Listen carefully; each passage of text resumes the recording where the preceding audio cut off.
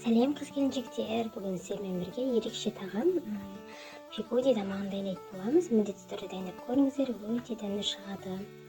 Бізге алдымен дайындау үшін жылы суымызға дрожжымызды қосып, сұйық майымызды қосып, шекер, тұзымызды қосып, бәрін араластырып алатын боламыз.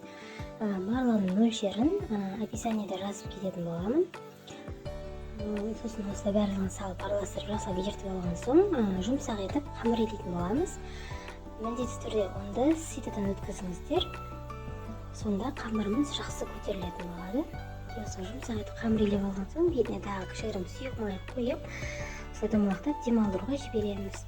Сосын біз ішіндегі салмасын дайындап аламыз. Ол үшін капуста, фарш, пияз, өзіңіз қалаған приправаларыңыз және де томат керек болады. Сосын осылай пиязды қысартып қуырып алған соң, фаршты да көп қуырмаймыз барлығын. Тез қуырып аламыз осылай. Сосын капустамызды саламыз. Кішкене капустада жұмсарған соң, тұз, приправаларымыздың барлығын салып, томатымызды да салып, крышкасын жауып 10 минутқа басып қоятын боламыз. Томатымызды салып, сонда сочный болып, әдемі болып шығатын болады. Неге уже дайын, мен осылай свежий укроп салып алдым. Тағы да ол міндетті емес, өз қалауларыңыз бойынша салып алсаңыздар болады. Неге қамырымыз әдемі болып көтеріліп шығыпты. Қамырымызды алып 14 бөлікке бөліп алатын боламыз.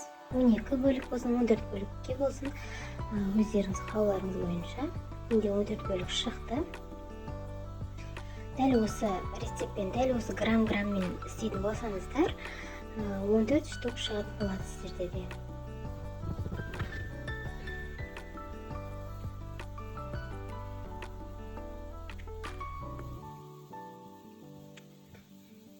Осы бетін жауып 5 минут демалдырған соң, бірден түйе берсек болады. Неге түйілуін видеода көрсететін боламын. Қолға ұстап түйсеңіздер, әлде қайда оңайлау болады жерде түйгеннен. Неге осылай бірінен соң бірін жинап кете бересіздер. Өте оңай пигодиді түйу, сол үшін осы тамақты істеп, жасап көруіңізді ұсынамын. Әрі дәмді, әрі өте тез, әрі оңай дайындалатын тамақтың түрі.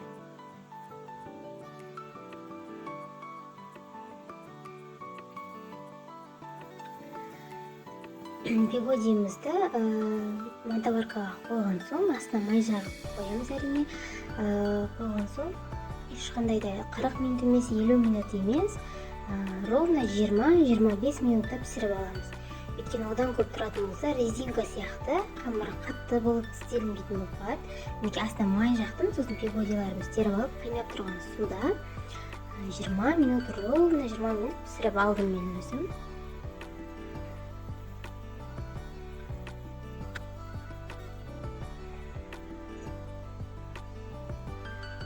Неге уже пісіп шықты, осылай ісіп, әдемі болып шығатын болады. Осылай ортасына сәбіз салып, кетчуп майонезбен столға тартсаңыздар болады. Неге арасы, фаршы, начинкасы өте сочный, дәмді болып шыққан. Сәбізін уже салып, мен дайындап қойған видеода байқасаңыздар. Неге әдемі болып шықты. Міндетті түрде дайындап көріңіздер. Лайк басып, комментарий қалдыруды ұмытпаңыз.